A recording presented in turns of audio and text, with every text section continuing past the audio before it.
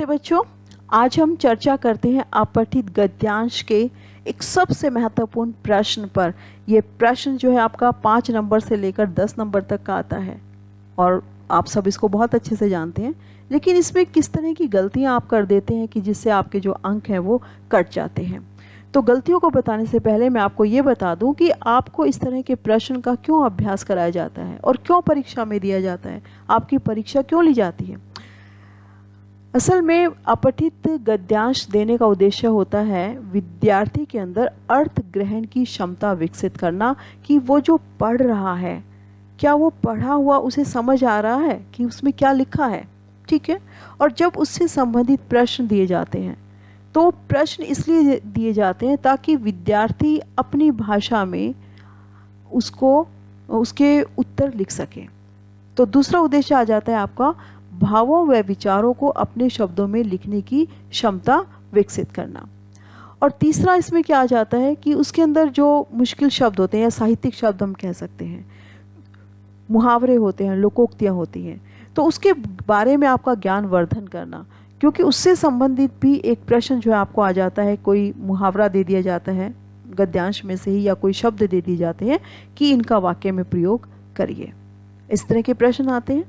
चलिए विस्तार से थोड़ा सा जान लेते हैं कि अनुच्छेद में किस तरह के प्रश्न आते हैं। अनुच्छेद में आए वाक्य या वाक्यांश का आशय स्पष्ट करने के लिए कहना, मुहावरों या लोकोक्तियों को वाक्य में प्रयोग करने के लिए कहना, या कोई साहित्यिक शब्द को वाक्य में प्रयोग करने के लिए कहना। ठीक है। और एक जो शीर्षक लिखने वाला प्रश्न है, ये तो शायद हर गद्यांश में ही आता है कि गद्यांश का उचित शीर्षक लिखिए। ठीक है। विषय वस्तु से संबंधित या दी गई घटना पर आपको अपने विचार व्यक्त करने के लिए कहना। ठीक है। और उस गद्यांश में अगर कोई पात्र है, किसी व्यक्ति के बारे में कुछ बताया गया है, तो उसका चरित्र चित्रण के लिए कहना। अब जो विद्यार्थी हैं वो किस चीज़ का ध्यान रखें, किन बातों का ध्यान रखें कि अनुच्छेद में उनके पूरे नंबर आए। तो सबसे पहला है कि अनुच्छेद को ध्यान से ना पढ़ना। आपको अनुच्छेद को बहुत ध्यान से पढ़ना चाहिए और ध्यान से पढ़ते हुए मुश्किल शब्दों, मुहावरों, लोकोक्तियों को अंडरलाइन करना चाहिए।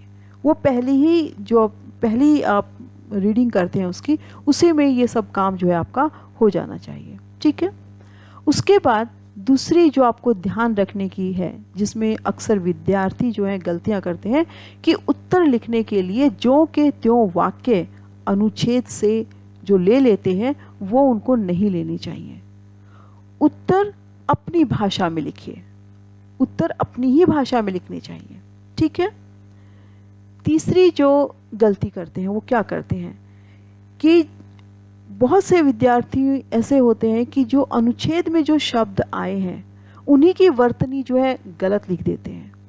तो जो अनुच्छेद में आए हुए शब्द हैं, कम से कम उनकी वर्तनी को आपको बिल्कुल ठीक ठाक लिखना चाहिए, क्योंकि आपके सामने गद्यांश होता है और आप उसमें से शब्द देख सकते हैं, लेकिन आप इतनी लिखने में इतनी जल्दबाजी करते हैं कि आप देखते ही नहीं है, ध्यान ही नहीं देते हो कि ये शब्द तो मैंने अनुच्छेद में पढ़ा था। कम से कम उसको तो आप वहीं पर जांच कर सकते हो कि मैंने ठीक लिखा है या नहीं। फिर चौथी जो सबसे बड़ी गलती क्या होती है कि मैंने आपको पहले भी बताया था कि जो शीर्षक से संबंधित एक प्रश्न तो आता ही आता है। तो बच्चे क्या करते हैं कि शीर्षक के लिए वो पूरी लाइन लिख देते हैं, पूरा वाक्य लिख देते हैं उठा के। आपको मैं ये बता दूं कि आपको हमेशा इस चीज़ का ध्यान रखना चाहिए कि शीर्षक तो एक ही शब्द का सबसे अच्छा होता है। पहली बात, अगर ज़्यादा ही आवश्यक है तो 2 शब्द और नहीं तो एक वाक्यांश, और वाक्यांश में कितने शब्द हो सकते हैं, 3 या 4, इससे ज़्यादा नहीं। ठीक है। इस चीज़ का आपको विशेष ध्यान रखना चाहिए। इसके बाद 5वीं गलती कहाँ करते हैं कि उनको कोई मुहावरे दे दिए गए या शब्द दे दिए गए और ये कहा जाता है कि इसको आप वाक्य में प्रयोग करिए। ठीक है।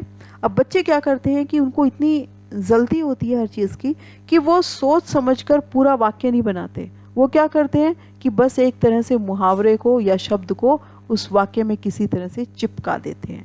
ऐसा नहीं करना चाहिए। जब आप वाक्य लिखते हैं तो उसको ठीक से पढ़िए और समझिए कि कहीं ये अधूरा वाक्य तो हमने नहीं लिखा। ठीक है।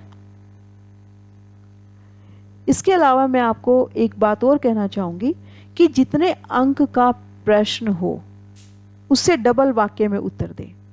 मेरे कहने का मतलब ये है कि मान लो प्रश्न आता है आपका 2 अंक का, तो उत्तर में वाक्य जो हैं 4 वाक्य हो तो अच्छा है। ठीक है, इस चीज़ का अगर आप ध्यान रखते हैं तो गद्यांश में आपके पूरे अंक आ सकते हैं। इसके साथ ही मैं कहती हूँ धन्यवाद, और अगर आपको कुछ पूछना है तो आप कमेंट बॉक्स में लिख सकते हो।